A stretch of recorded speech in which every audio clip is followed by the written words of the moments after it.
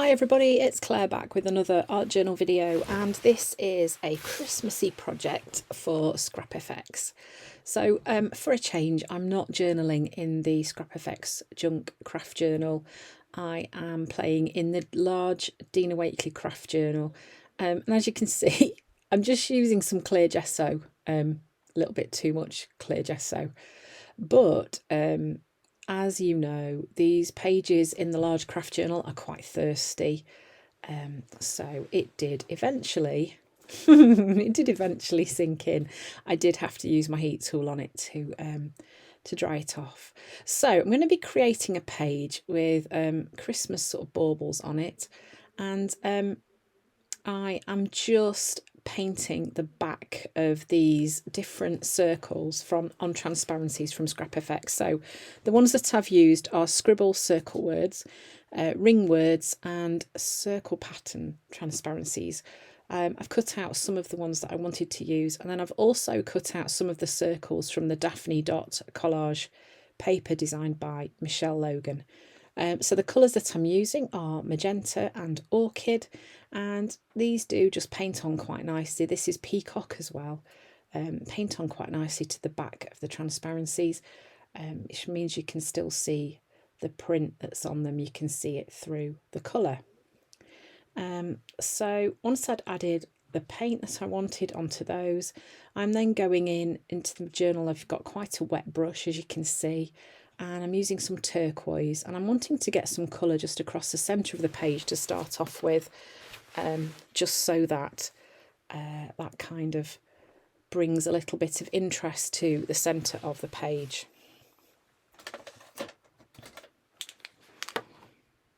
So I did need to re-wet my brush again because the clear gesso is quite grainy and it did kind of soak up a lot of the moisture. But yeah, I just wanted to add a little bit more paint just to kind of spread that paint out a bit. You can see I'm using quite loose paint strokes. I quite like the fact that you can see the brush strokes in the background. So now I'm going to go in and add some stenciling, and the three stencils I'm going to use are the circles in circles, the mesh stencil, and the vision stencil as well. So going in with the same colours, I'm starting off with peacock. I'm trying not to have too much paint on my blending tool, so I have kind of smooshed, I don't know what the word is really, smooshed a bit of paint off on the glass mat before I've gone in through the stencil, because I don't want the colours to be too dark. I want to create quite an interesting layered background where the colours just work nicely together, but they don't detract from the focal points. I mean, sometimes my backgrounds are quite crazy and busy and colourful, and that's okay. It still works, but because I wanted the baubles to be the focal point really and to really sing, so I wanted this background to be pretty, but without being too dark anywhere. So then to push it back a bit, I'm going in with carnation, and again just trying to rub a bit of that paint off. But as you'll notice, it's like, oh my gosh, it's gone on really quite dark. So one thing you can do while it's wet is just lightly rub your blending tool over, and it will just push that back a little bit. So this is the mesh stencil. So I'm just going in and layering a bit more stenciling on my page too. I'm just overlapping some of the initial stenciling that I've already done. This just kind of helps it all to work together when you connect your stenciling together. It means that, yeah, nothing's kind of left hanging there on its own.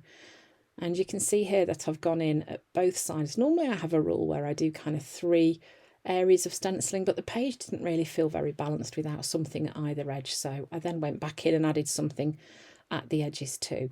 And then here I have just mixed a bit of peacock with some of the carnation and just made another lovely colour, which of course works really well on the page because it's just a mix of the colours that I've already used. So this is starting to look how I wanted it to, really, with just these nice pale colours in the background, and just building up those layers of interest. I think this vision stencil is one of my favourite ones with the text on from Scrap FX.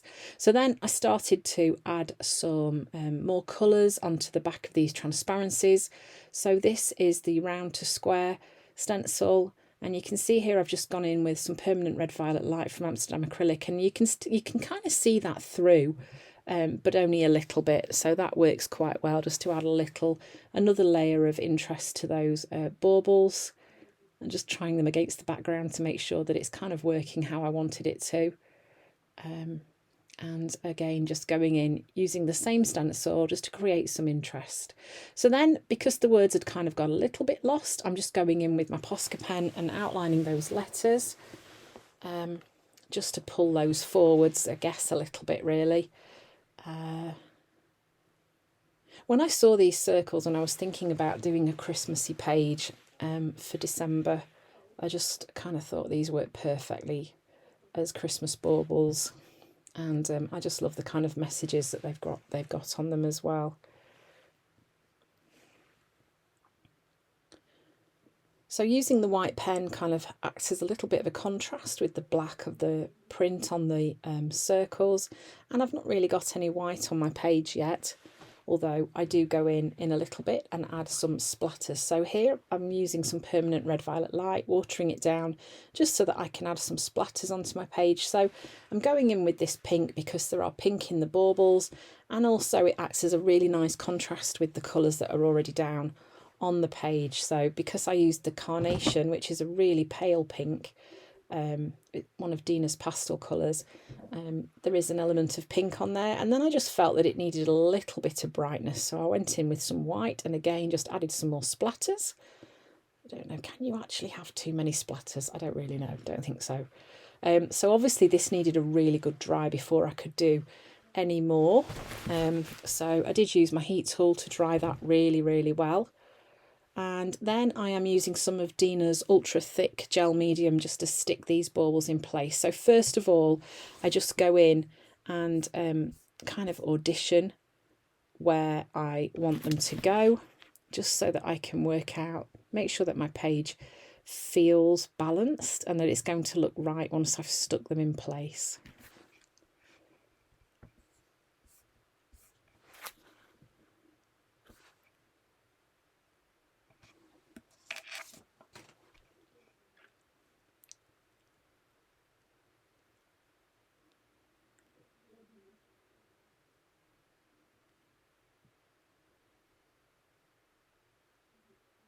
I don't often overthink like this, but I think because I knew they were going to be hanging down from the top of the page, I wanted to make sure that they would kind of work well together. So here I'm just using the ultra thick gel medium to stick them in place and trying to get them in position so that they were spread out nicely and all at different heights and not all kind of squished together. So here I'm using some washi tape, and I'm going to be using that to create the strings on my baubles. I decided to go for this lovely thin washi tape. It's got really tiny little stars on, and I felt it worked quite nicely.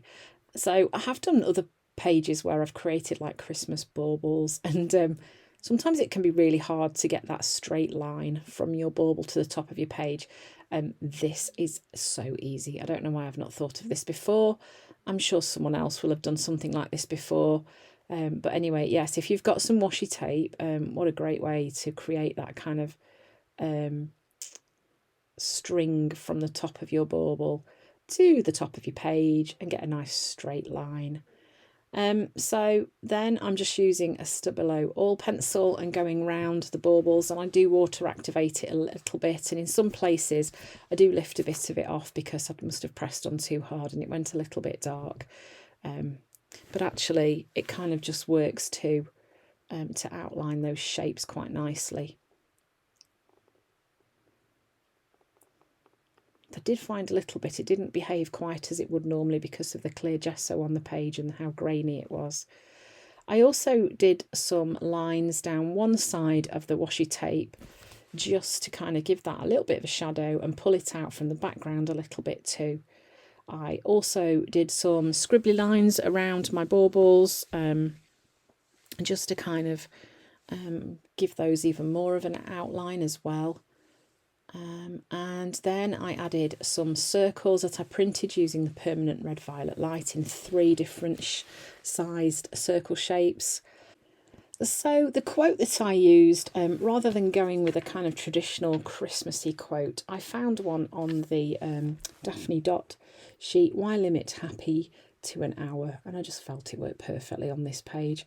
So there it is. There's my Christmassy themed first project for December for Scrap FX. I hope you've enjoyed the video and found some inspiration, and I hope to see you again soon.